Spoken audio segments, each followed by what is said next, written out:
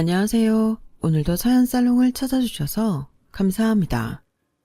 저는 40대 중반의 여성이에요. 저한테는 초등학교에 다니는 딸이 있고, 저는 그 딸을 혼자 키우고 있는 싱글맘이에요. 남편과는 아이가 학교에 들어가기 전에 이혼했어요. 아이까지 있는데 왜 이혼을 한 건지 좀 참고 살지. 그렇게 생각하시는 분들도 계실 것 같아요. 하지만 저는 아이를 잘 키우기 위해서는 이혼을 하는 게 낫겠다고 판단을 하게 됐어요. 제가 그렇게 생각하게 된 건 남편이 지나치게 시댁만 챙기고 저와 아이까지도 시댁을 위해 희생해야 한다고 강요했기 때문이에요. 솔직히 남편과 연애를 할 때에는 그 정도인 줄은 꿈에도 몰랐어요. 그저 남편이 자기 가족을 엄청 챙기는 사람이라고 여겼죠. 그렇게 자상하고 식구 챙기기를 우선하는 남자라면 결혼해서 나랑 자식한테도 그러겠구나 하고 생각했었어요. 하지만 결혼하고 시간이 갈수록 제 생각이 틀렸다는 것만 점점 드러나게 됐어요. 시부모님은 꽤 큰 레스토랑을 운영하고 있었고 시누이는 거기서 매니저로 일을 하고 있었어요. 남편은 저와 같은 회사를 다니다가 저랑 사내 연애를 하게 된 거였고요. 시부모님은 아들은 크면 여자 말이나 듣고 결혼하면 안부 전화도 제대로 안 한다며 무조건 딸이 최고라고 하는 분들이에요. 나이 드신 분들이 아들만 챙기는 걸 많이 봤던 저는 그렇게 생각하는 게 좀 신기하기도 했어요. 근데 정혁 씨는 웬만한 딸 못지않게 부모님 챙기는 거 아니야? 나는 우리 엄마 아빠한테 그렇게까지 안 해. 아무래도 정혁 씨한테 더 잘해줘야 될 것 같은데? 라고 제가 농담처럼 말해도 남편은 웃지도 않고 이렇게 말하곤 했어요. 아니야, 내가 잘해야지. 아들이 돼서 더 잘해야 되는데. 안 그러면 부모님이 섭섭해 하실 거야. 저는 그런 남편이 이해가 잘 안 됐는데 남편이 하는 말을 가만히 들어보면 아주 어릴 때부터 그런 식으로 교육을 받았더라고요. 그러니 남편은 그게 머릿속에 박혀서 자기가 아무리 잘하고 있어도 잘한다고 생각하지 못했고 어떻게든 인정받으려 아등바등했어요. 저는 그런 남편이 안쓰럽고 딱하기까지 해서 길을 살려주려고 더 잘해주려고 노력했어요. 그래도 시댁에 가면 눈에 보이게 차별하는 시부모님은 저도 견디기 힘들었어요. 아, 우리 정원이 이번에 차 바꿔줘야 되는데 일하느라 좀 힘들어. 너도 네 시누이 잘 보살펴야 된다. 우리는 아들, 딸 그런 거 상관 안 해. 일단 첫째가 잘 돼야 모든 게 잘 되거든. 네가 복 받고 싶으면 신우한테 잘해라. 시어머니가 아무렇지 않게 저렇게 말한들 저한테는 통할 리가 없었어요. 아들, 딸은 구별 안 한다면서 첫째니까 무조건 더 잘 돼야 집안이 잘 되고 우리도 복을 받는다니. 그런 말은 좀 아니잖아요. 하지만 남편은 하도 어릴 때부터 그렇게 자라서인지 늘 부모님과 시누이 말이라면 설설 기고 잘하려고 애를 썼어요. 사람이 너무 저자세로 나오면 무시한다는 말 있잖아요. 그게 부모 자식 간이라도 다르지 않은 것 같아요. 남편은 시댁에 하나뿐인 아들인데도 늘 무시당하기 일쑤였고 덩달아 저까지 천덕꾸러기 취급을 받았어요. 거기다 저희 친정이 지방에서 농장을 한다고 시댁에서는 결혼할 때부터 저를 별로 안 좋아했거든요. 이런저런 이유가 겹쳐서 저 역시 거의 일꾼처럼 대했어요. 너 이번 주말 우리 집에서 네 시아버지 모임 있는 거 기억은 하고 있니? 알고 있으면 미리 음식할 거 주문도 해놓고 몇 시에 오겠다 얘기는 해야 되지 않겠어? 우리 보고 네가 언제 오는지 마냥 기다리라는 소리야? 이런 식으로 툭 하면 트집을 잡았고 제가 돈 들여서 음식 재료며 과일에 술, 음료수까지 다 사고 아침부터 가서 뼈 빠지게 일을 해도 저는 시부모님 지인들한테 며느리라고 제대로 소개해주는 적도 없었어요. 그런데 정말 웃긴 건 이럴 때 남편의 태도였어요. 저는 남편도 똑같이 부당한 대접을 받으니 저를 이해하고 위로라도 해줄 줄 알았죠. 하지만 남편은 이럴 때에는 마치 자기도 시댁과 한 몸인 것처럼 저를 무시하는 말을 서슴지 않았어요. 미정아, 니네 집 별 볼 일 없는 거 사실이잖아. 엄마가 틀릴 만한 것도 아닌데 뭘 그렇게 섭섭하다고 그래. 너 같으면 시골에서 손바닥만한 채소밭 가꾸시는 사돈 친구들한테 얘기하고 싶겠어? 그런 것까지 뭐라고 하지 좀 마. 그래? 정혁 씨는 어떻게 그렇게 부끄러운 집 딸인 나랑 결혼했어? 더 나은 집 딸하고 결혼했으면 그래도 지금보다는 부모님한테 인정받았을 텐데? 왜? 그런 집 딸은 사귈 자신 없었나 보지?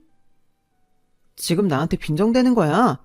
우리 부모님 때문에 기분 나쁘다고 나한테 이러는 거냐고. 정혁 씨야말로 우리 집이랑 나까지 우습게 보는 게 어이없어. 내가 틀린 말 한 것도 아닌데 왜 발끈해? 나보고는 발끈하지 말라면서 정혁 씨는 왜 그러냐고. 이런 식의 다툼이 큰 싸움으로 번지기도 했고 저와 남편의 사이도 점점 불편해져 갔어요. 한 번은 친정에서 채소들을 특상품으로만 시댁에 보낸 적이 있었어요. 그걸 받은 시어머니는 득달같이 저한테 전화를 했더군요. 니네 집에서 채소들을 잔뜩 보내왔는데 이거 누가 다 먹어? 이렇게 대책 없이 많이 보내기만 하면 무조건 좋아할 거라고 생각하셨나 봐. 하여간 사돈어른들 생각 없으신 건 알아줘야겠다. 그리고 우리 정은이네는 안 받았다고 하는데 사돈 양반들은 왜 우리 정은이 챙기는 걸 매번 까먹으시는 거니? 혹시 뭐 치매 진단 이런 거 받으신 건 아니지? 어머니, 그건 아니죠. 어머니한테 보내면 형님 댁에도 보낼 거라고 생각하셨겠죠. 이렇게 남의 손 두 번 가게 하는 게 무슨 선물이야. 이런 건 도리가 아니지. 그리고 이런 푸성기 좀 그만 보내시라고 네가 잘 말씀드려. 우리는 아무 데서나 나오는 거 안 먹어. 다 땡땡백화점 식품관에서만 사온다고. 저희 채소도 좋은 대로 다 들어가는 거예요. 품질이나 맛은 걱정 안 하셔도 돼요. 해봐라. 니네 부모님이 뭘 안다고 대단한 채소를 키우겠어? 아무튼 됐으니까 다음부터는 보내지 말라고 전해라. 채소를 많이 준 것도 불만이고 신호한테는 안 보낸 것도 불만인 건 그래도 참을 수 있었는데 멀쩡한 부모님한테 치매라니 이건 너무 선을 넘은 것 같더라고요. 저는 화가 머리끝까지 났지만 최대한 꾹 눌러 참으며 말했어요. 못 드시겠으면 저 주세요, 어머니. 제가 가지러 갈게요. 그리고 형님도 어머니가 그렇게 못 믿으시는 채소 어떻게 드시겠어요? 그냥 저 다 주세요. 먹든지 버리든지 알아서 할게요. 호모? 너 지금 기분 나쁘다고 시위하는 거니? 아무리 저희 친정이 어머니 눈에 안 찬다고 해도 멀쩡히 건강하신 분들한테 치매냐는 말씀을 하시는 건 아닌 것 같아요. 저희 부모님 그런 말씀 들으면서까지 선물 보내실 만큼 아쉬운 분들 아니세요. 솔직히 어머니도 저희 부모님이랑 나이대 같은데 아무리 상대가 마음에 안 들어도 어머님한테 치매라고 말하면 어머니는 기분 어떠시겠어요? 제가 지금 가지러 갈 테니 그대로 그냥 주세요. 제가 평소와 달리 워낙 강하게 나오니 시어머니는 더 이상 말을 못했고 저는 바로 시댁으로 가서 채소를 가져왔어요. 그런데도 남편은 오히려 저를 몰아세우더라고요. 아니, 엄마가 지나가는 말로 한 걸 뭐 그렇게 곤두세우고 그래? 엄마가 얼마나 무안했겠어. 미정이 너는 가만 보면 니네 부모님밖에 안중에 없더라. 그게 정혁 씨가 할 소리는 아니지. 자기네 식구밖에 보이는 거 없어서 자기 아들 병원 가는 것도 내팽개친 게 누군데 그래? 제가 소리를 빽 지르자 남편의 눈동자는 갈 길을 잃은 것처럼 방황했어요. 그도 그럴 게 바로 전주에 남편은 시누이네가 주말 여행을 간다고 그 집 운전사 노릇을 하느라 정작 아들이 갑자기 밤에 열이 나서 응급실에 갈 때에는 옆에 있지도 않았거든요. 그런데 시누이 아들이 달리다가 넘어져서 무릎이 까졌다고 호들갑을 떨며 개를 데리고 종합병원 응급실에 가서 엑스레이까지 찍는다고 연락도 되지 않았어요. 게다가 그 병원비까지 지가 다 지불했고요. 저는 아이가 갑자기 고열이 나서 어쩔 줄 몰라 발을 동동 구르고 난리가 났었는데 말이죠. 이러니 저는 남편을 안타깝게 생각했던 마음조차 사라졌고 이 사람이 나랑 우리 아이를 뭐라고 생각하는지 이 집의 가장은 맞는지 갈수록 불신만 커져갔어요. 부모한테도 누나한테도 아무리 잘하고 자기 돈 다 갖다 바쳐도 찬밥 신세 면하지 못했던 그 사람이 딱 하고 안 돼서서 어릴 때부터 아주 단단히 세뇌가 돼서 뭐든 그들에게 맞춰주려고만 하는 그 사람을 나라도 잘해줘야지 했었는데 오히려 자기가 자기 식구들 부모가 지한테 하듯 하는 걸 보니 제 마음이 떠나는 건 인지상정이었다고 생각해요. 그러다가 정말 기가 막힌 사건이 터지게 됐어요. 신우이 생일을 하루 앞둔 날이었는데 친정엄마가 갑자기 응급실에 실려갔다는 거였어요. 위궤양 때문에 천공이 생긴 게 원인이 돼서 복막염으로 번져서 수술에 들어간다고 하더라고요. 저는 엄마가 잘못되실까봐 정신을 간신히 붙잡고 남편한테 바로 가보겠다고 했어요. 엄마 지금 수술 들어가신대. 지금 터미널에 막차 있다니까 그거 타고 갈게. 당신은 언제 올래? 내일 형님 생일 끝나고 올래? 무슨 소리야. 이 밤에 어딜 간다고 그래? 내일 우리 누나 생일은 어쩌고? 당신 없으면 일 누가 하냔 말이야. 이제 와서 급하게 사람 구하기도 힘들 텐데 이런 식으로 했다가 엄마랑 누나 기분 상하면 어쩌려고 그래? 아니 지금 어머니랑 형님 기분 상하는 게 문제가 아니잖아. 엄마가 복막염으로 수술 들어가셨다니까? 그럼 수술하고 입원하시겠네. 돌아가신 것도 아닌데 뭔 호들갑이야. 원래 맨날 첫날 밭에 나가 일하던 사람들은 건강하다니까. 장모님 감기도 잘 안 걸리시는 분인데 뭔 걱정이야. 수술 잘 받고 나오시면 그때 가봐도 늦지 않잖아.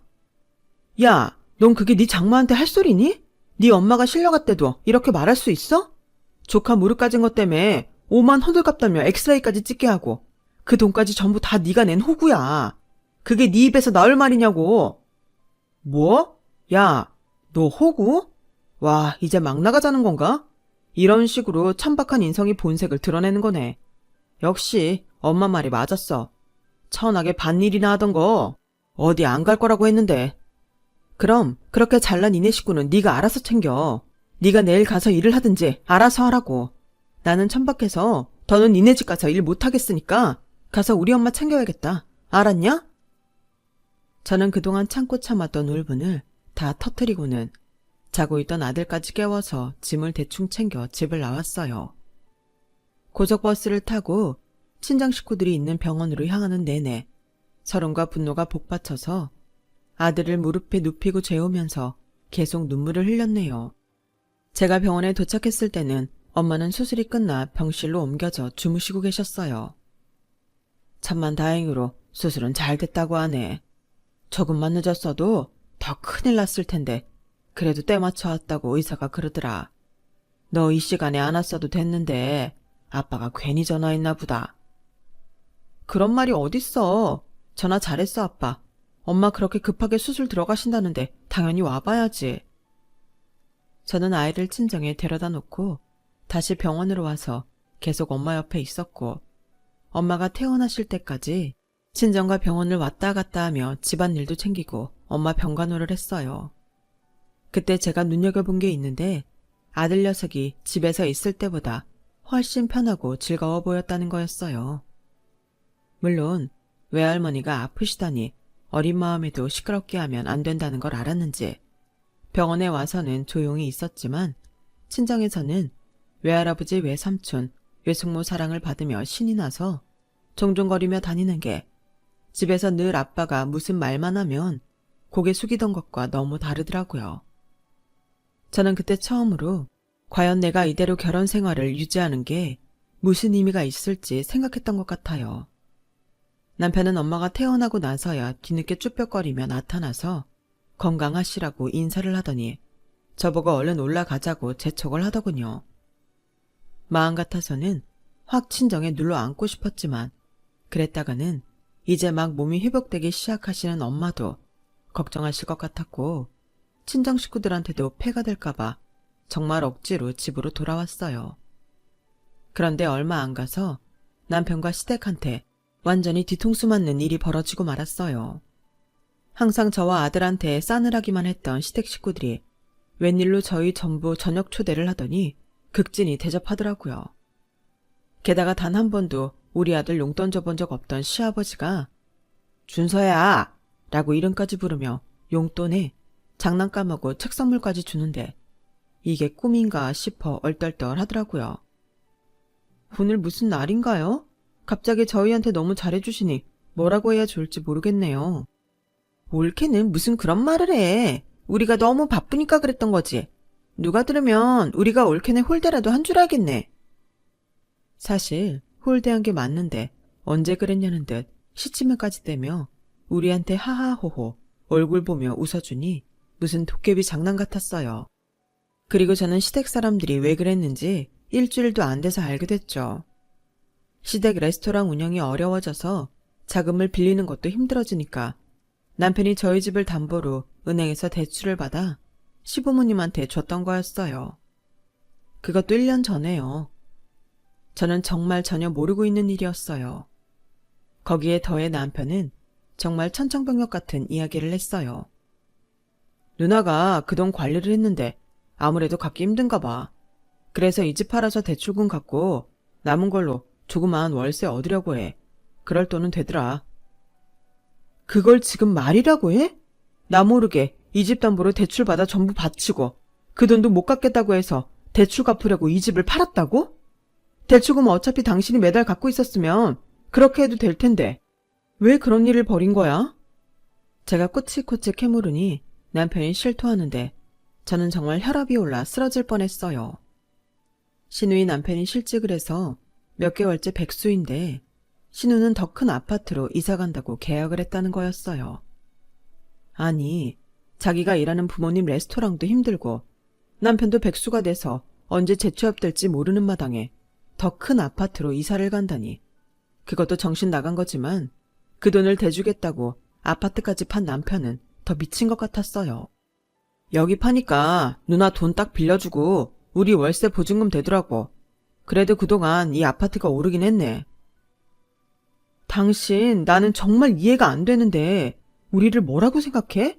앞으로 우리 준서 돈 들어갈 날만 있어. 그리고 애를 더 좋은 환경에서 키워야겠다는 생각 못 하는 거야? 애가 어린이집에서 월세 산다고 차별이라도 받으면 어떡하라고. 솔직히 이런 생각하면 나도 나쁜 사람이지만 현실에서 그런 이야기를 너무 많이 듣고 보니까 우리 애만큼은 좋은 환경에서 잘 키우고 싶었어. 뭐 대단히 좋은 환경까지는 아니어도 여기서 계속 살면 남들만큼은 하고 살 수 있었는데 이게 뭐야? 왜 하루아침에 우리를 이렇게 비참하게 만들어? 월세가 그렇게 싫으면 장인어른한테 좀 도와달라고 해. 니네 부모님은 빚진 것도 없고 사업하느라 모험할 일도 없잖아. 이 인간아, 농사는 뭐 그냥 되는 건 줄 알아? 일은 네가 저지르고 왜 우리 부모님한테 책임지라는 거야? 저는 너무 화가 나서 소리를 빽 질렀어요. 제정신일 수가 없었죠. 남편은 그럼에도 오히려 저를 비난하고 친정 부모님까지 이기적인 사람으로 몰더라고요. 아니, 장인 장모님이 자기 딸내 어려울 때 도와주지도 않는 게 말이 되나? 우리 부모님은 돈 때문에 잠도 잘 못 주무실 텐데 당신 부모님은 그런 것도 아니면서 돈 한 푼 안 내놓으시면 안 되지. 이런 건 당신이 나서서 우리 시댁 좀 도와달라, 우리 집 좀 해달라, 그래야 되는 거 아니야? 어떻게 당신은 당신 친정만 챙겨? 우리는 당신 가족으로 생각도 안 하는 거지? 방귀 낀 놈이 성낸다고 하더니 딱 그 꼴이네. 그 말을 당신이 나한테 해? 진짜 양심 없구나. 그렇게 저희는 대판 싸웠고 며칠 동안 서로 한마디도 하지 않았어요. 그런데 갑자기 오빠한테서 전화가 왔더라고요. 오빠와 통화를 한 저는 정말 입을 다물 수가 없었어요. 어떻게 돈 문제는 잘 해결됐어?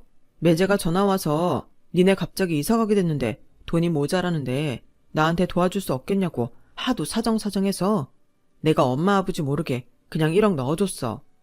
이제 다 잘 되고 있는 거지? 뭐라고? 1억을 그 사람한테 줬다고? 언제 그랬는데? 너 미정이 모르고 있었던 거야? 매제는 네가 미안해서 말 못하겠다고 했다던데. 그래서 네가 매제한테 얘기 좀 해달랬다고 그러더라고. 저는 그 이야기를 듣고도 화를 참을 수가 없었는데 집에 온 남편은 제가 따지기도 전에 정말 개소리를 짓거리더라고요. 와, 당신도 그렇고 장인 장모님도 그렇고 지독하다 지독해. 형님이 바로 1억 보내주는 거 보고 알았잖아. 돈이 그렇게 있으면서 여태까지 없는 척하고 살았다 이거 아니야? 어쩌면 사람들이 그렇게 지독해? 당신은 더한 사람이고 말이야. 우리 부모님 정도 인격이 되니까 당신이나 당신 집안 참아준 건데 돈을 꽁꽁 꽁쳐놓고 입 딱 닫고 있었네. 와, 나 진짜 어이가 없어. 너 진짜 사고회로 이상하게 돌아간다. 김정혁 씨, 너무 어릴 때부터 찬밥덩이로 살다 보니 생각하는 것까지 삐뚤어진 거 진작에 알고 있었지만 그래도 나쁜 사람은 아니라고 생각했는데 뭐가 어째? 우리 친정에서 돈 받아 먹은 것도 모자라서 감히 우리 부모님까지 모욕을 해? 너 두고 봐, 내가 어떻게 하는지. 하, 두고 보자는 사람 제일 안 무서운 건 아나 몰라? 네가 대체 뭘 어떻게 할 수 있는데? 그래, 그게 뭔지 나도 기대하고 있을게. 그 인간은 저한테는 막말을 퍼붓고 뒤로는 다시 친정 부모님한테 전화를 해서 우리 형편이 어려워졌다며 우는 소리를 했더라고요. 얘, 김서방 말이 다 사실이니? 니네 아파트도 팔고 월세 가게 생겨서 네 오빠가 1억 해줬다며. 그러지 말고 아빠가 세 주고 있는 아파트에 들어가지 그래. 니네 집에서 얼마 멀지도 않은 데라 이사하기도 쉬울 테고.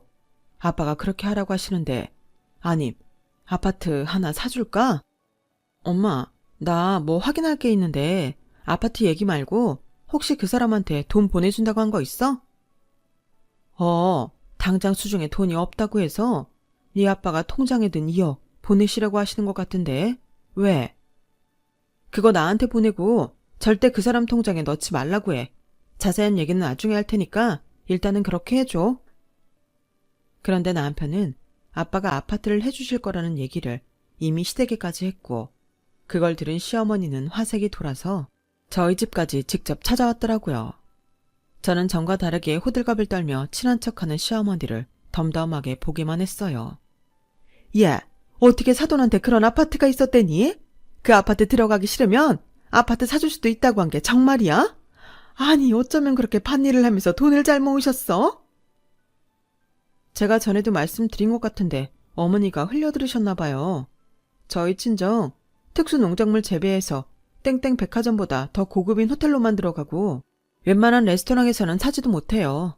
어머님 레스토랑은 웬만한 데라서 저희 부모님 농장에 주문 발주도 못 넣어봤을 것 같아서 민망하실까봐 거기까지는 말씀 안 드렸어요. 그러니까 잘 사는 동네에서 겉만 번지르르한 레스토랑 하다가 빚 만지는 사람들하고 다르게 그냥 밭일이 아니라 친환경에 최첨단 시스템으로 고급 특수작물만 기르시고 쓸데없는 사치 안 부리시니까 돈 모으신 거예요. 아무리 말씀드려도 귀에 들어오지도 않으셨죠? 뭐라고? 너 지금 뭐라고 했어? 내가 잠깐 딴 생각했나 봐. 제대로 못 들었네? 별로 중요한 말은 아니지? 시어머니는 자기가 생각해도 민망한지 얼굴이 빨개져서는 되도 않는 변명을 해대더군요. 그래서 말이야, 정혁이가 우리 정은이네 가려고 한 아파트보다 사돈 어르신이 해주신다는 아파트가 더 좋다고 거기로 가라고 하더라고. 그래서 지금 우리 정은이 신나서 이사 준비하고 있지 않니? 아, 네가 아주 이제야 신우 대접하는데 한몫하는구나 싶어서 어찌나 대견한지 모르겠다. 이사 준비를 하세요? 저희 아빠가 해주신다는 그 아파트로요? 아, 그랬군요. 그게 언제인데요? 저는 신우가 이사를 하겠다는 날짜를 알아낸 후에 말없이 혼자 이혼 소송 준비를 했어요. 물론 남편한테도 말하지 않았죠. 괘씸한 그 인간은 부모님이 저를 생각해서 주시려고 한 아파트까지 지네 집에 주려고 저한테 한마디 상의도 안 했으니까요. 시어머니가 다녀간 걸 모르는 남편은 그 후에도 저한테 아파트에 대해 이런 방구 꺼내지 않더라고요. 거기에 더해 아빠가 돈 보내주기로 한 것도요. 그러던 어느 날 남편은 자기한테 돈이 안 들어오자 퇴근하고 집에 와서 똥 마려운 강아지처럼 거실을 이리저리 돌아다니다가 핸드폰을 들고 방으로 들어가더군요. 저는 재빨리 뒤쫓아가서 남편이 통화 버튼을 누른 핸드폰을 낚아채서 확인해봤어요. 아니나 다를까 아빠한테 전화를 걸고 있더라고요. 왜 이래? 전화 내놔. 너 우리 아빠한테 돈 달라고 할 거잖아. 무슨 말도 안 되는 소리야. 그냥 안부 전화야.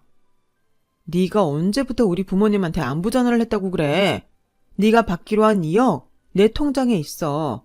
그러니까 그 돈 어떻게 받아내겠다는 생각 안 하는 게 좋을 거야. 뭐라고? 야, 그 돈은 아버님이 나한테 주시기로 한 거잖아. 아버님 좋아하시네. 누구 보고 감히 아버님 소리를 해? 우리 아빠가 어떻게 네 아버님이야. 언제는 이기적이고 지독하다더니 아버님? 너 진짜 양심 팔아먹었구나. 야, 잔말 말고 얼른 그 돈 나한테 입금해. 내놓으라고. 왜? 그 돈 또 니네 엄마 아빠한테 갖다 바치고 인간 대접 받아보고 싶어서 그래? 꿈 깨. 네가 그럴수록 니네 부모나 누나는 널 호구로만 알 거야. 나도 지금까지 호구로 살면서 깨달은 건데 넌 왜 모르니? 하긴 그걸 모르니 지 처자식 내팽개치고 지네 부모님하고 누나한테만 설설 기느라 아주 영혼까지 갖다 바치지. 미안한데 이제 나는 그 호구짓에서 빼줘. 우리 준서도. 뭐? 너 지금 무슨 소리 하는 거야? 얼른 아버님이 보낸 돈이나 내놓으라니까. 너 나랑 이혼할 건데 어디다 대고 돈을 내놓으라는 거야? 뭐? 이혼? 그게 무슨 소리야? 그래, 이혼. 너랑 이혼한다고. 그러자 남편은 웃음을 터뜨리더니 저를 비웃더라고요. 그래, 어디 해봐, 이혼. 누가 해준대? 네가 이혼할 거면 벌써 했겠지. 이제 와서 용기도 없는 주제에 무슨 이혼 타령을 하고 있어. 그러면 내가 겁먹을 것 같아? 더 이상 가짜는 소리 하지 말고 내일 오전에 은행 가서 나한테 그 돈 전부 보내. 말이 안 통하니 저는 행동으로 보여줘야겠다 싶었고, 그날 저는 짐을 싸서 아들과 함께 아빠가 주신다고 한 아파트로 들어가 버렸어요. 원래는 신우가 짐을 싸서 오기로 한 날 들어가려고 했는데 더는 참을 수 없어서 먼저 저질러 버린 거죠. 그런데도 남편은 제가 홧김에 해보는 거라고 생각했는지 한 사흘 정도는 저를 찾지도 않고 잠잠하더라고요. 그러다가 이혼 소송 서류가 도착하고 나서야 저한테 전화를 하고 난리 났더군요. 야, 미정아, 너 진짜 1억이야? 이혼 소송이라니. 너 그냥 나 겁주려고 일하는 거지? 그런 거 맞지? 내가 밥 먹고 할 일 없니? 그런 걸로 장난을 치게? 나 진짜로 너랑 이혼할 거야. 니네 식구들은 정말 웃긴 게 사람이 말을 하면 왜 고지고대로 믿지를 않는 거야? 그것도 다 나를 하찮게 보니까 그러는 거겠지? 얼마나 사람을 우습게 봤으면 내가 아버지가 특수장모를 하셔서 백화점도 아무데나 안 준다는 말도 제대로 안 듣고 이혼한다는 말도 장난인 줄 알까? 나는 대체 그렇게 나를 무시하는 너라는 인간하고 왜 살았던 걸까? 지 자식도 무시해서 기 다 죽인 인간을 뭐가 좋다고 지금까지 참았나 몰라. 그런데 네가 나 정신 번쩍 나게 해줬어. 우리가 살던 아파트 그거 공동명의임에도 네가 멋대로 내 도장의 위임장까지 위조해서 니네 집에 퍼주고 그것도 모자라서 누나 이사까지 우리 아빠가 해주는 아파트로 가게 만들어? 그걸 정상이라고 생각하는 니네 부모나 평생 네 부모랑 누나한테 인간 취급도 못 받으면서 돈만 갖다 바치는 너나 진짜 답 없기는 마찬가지야. 그러니까 너도 변호사 선임해서 재판할 준비나 해. 나는 정신적 피해 보상까지 다 받아낼 거니까 각오 단단히 하라고. 그러자 몇 시간 안 돼서 시어머니랑 신우가 집 앞까지 찾아왔더라고요. 아파트 현관 밖에서 저희 집 호수를 계속 누르는 신우와 시어머니를 저는 1층 로비에 있는 직원들한테 절대 안으로 들이지 말라고 신신당부했죠. 그러자 저한테 계속 전화를 하고 문자를 보내며 아주 우는 소리를 하더라고요. 시간이 좀 지난 후에 저는 1층으로 내려왔고 아파트 현관 밖으로 나가서 두 사람을 만났어요. 아니, 우리 이사 준비 다 했는데 이러면 어쩌자는 거야? 정혁이랑 싸웠으면 정혁이하고 풀어야지. 우리한테 화풀이 하는 건 아니지. 그래, 맞아. 이럴 때일수록 이성적으로 대처해야지. 정혁이가 너한테 말 안 하고 일을 진행시켰나 본데 그런 건 좀 넘어가 주면 안 되겠니? 어쨌든 나 이사는 해야 되지 않겠어?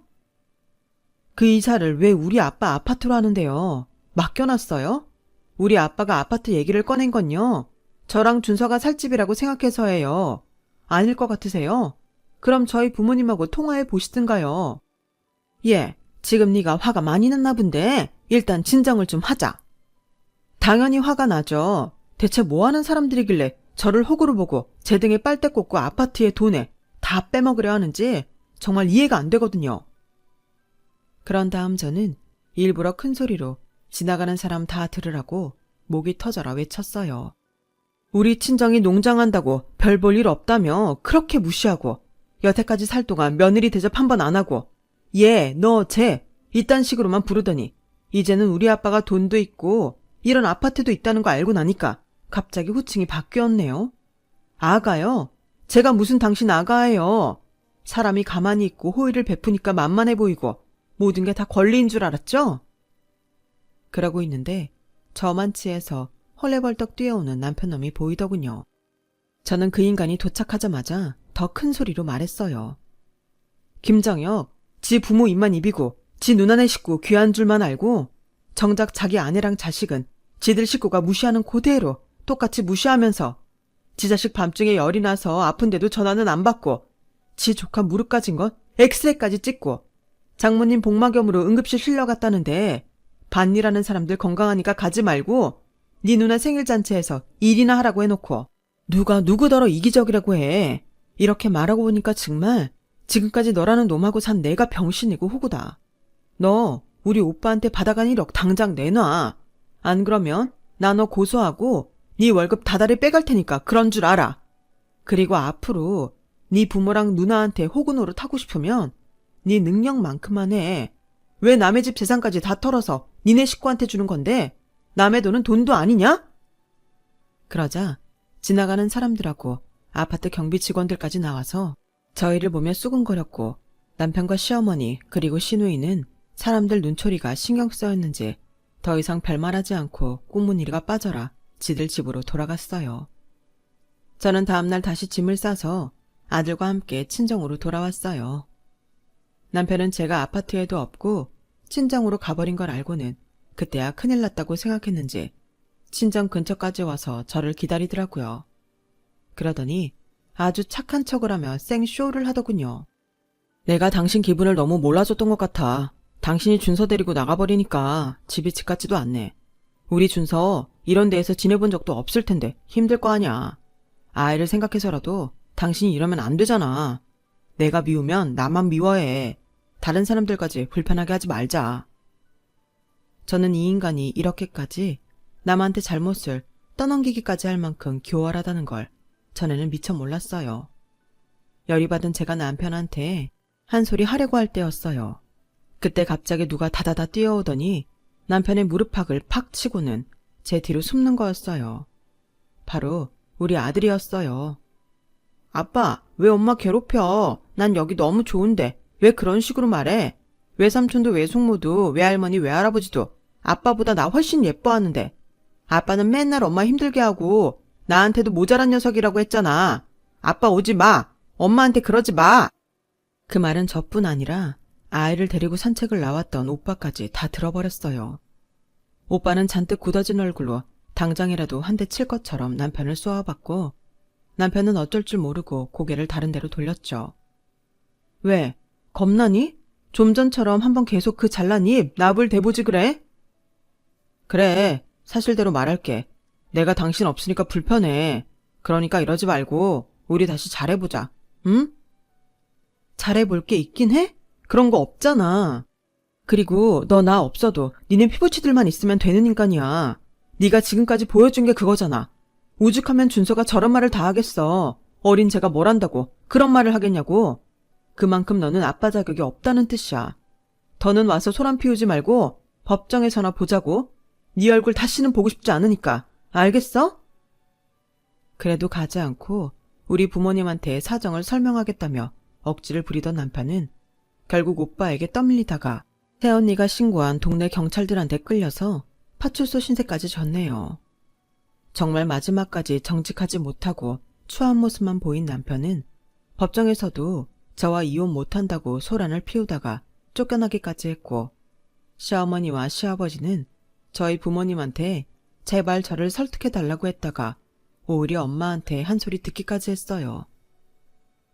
저희도 사돈이 우리 애 마뜩치 않아 하는 건 알고 있었어요. 그래도 잘 살아보려고 애쓰는 딸이 안쓰러워서 저희 나름대로 노력하느라 채소도 보내고 했는데 그것도 타박했다는 건 제가 이제야 알았네요. 왜 미정이가 더 이상 보내지 말라고 했는지 그 진실을 지금에서야 알았어요. 우리 애랑 준서가 대체 뭘 잘못했다고 그렇게까지 무시하셨나요? 그래놓고 이제 와서 우리한테 애를 설득하라고요? 참 무서운 양반들하고 저희가 엮였었네요. 이제 그만 마음에 안 차는 우리 애들 낳아주시고 그쪽 마음에 쏙 들고 돈도 다 갖다 바칠 새며느리 찾으세요. 그걸로 마지막으로 저희와 시댁 그리고 남편과의 대화는 끝이 났어요. 남편은 이혼 소송에서 져서 저한테 위자료와 오빠한테 빌린 돈 그리고 저와 아들에 대한 정신적 피해 보상까지 해줘야 했어요. 게다가 아이가 아빠와는 절대 보고 싶지 않다고 해서 남편은 아이가 원할 때까지 만날 수도 없게 됐죠. 그 후 저는 아빠가 비워두신 그 아파트에 아들과 들어가서 살게 됐어요. 부모님이 저희 생활은 걱정하지 말라고 하셨지만 저는 부모님께 기대기만 할 생각은 없었어요. 그래서 다니던 회사도 더 열심히 다녀서 승진도 했고 위자료로 받은 돈도 이리저리 쪼개서 투자도 하고 적금도 들었죠. 그렇게 시간이 지나고 아이는 학교에 들어갔고 저도 지금 회사 생활 잘하며 아이 돌보고 그렇게 살고 있답니다. 아이는 남편과 이혼한 후 오히려 더 자신감도 붙고 자존감도 올라가 훨씬 밝아졌어요. 그런 걸 보니 제가 미련하게 참고 산 게 후회되고 아이한테도 너무 미안하더라고요. 이제는 돈 뜯길 시댁도 없어서 여유가 생겨서 제 취미 생활도 하고 아이하고 자주 여행도 다닌답니다. 물론 부모님도 자주 찾아뵙고 있고요. 부모님도 오빠 식구도 우리 아이를 너무 예뻐해줘서 아이가 외갓집 가는 걸 굉장히 좋아해요. 저는 이만큼 아이가 아빠를 찾지 않고 사는 것만도 다행이라고 생각하며 매일 감사히 살아가려고요. 제 이야기는 여기까지예요. 들어주신 모든 분들 행복하시고 늘 건강하세요. 여러분, 사연 댓글에 응원과 현명한 조언 부탁드려요. 좋아요와 구독은 저에게 큰 힘이 됩니다. 오늘도 좋은 일 가득하세요.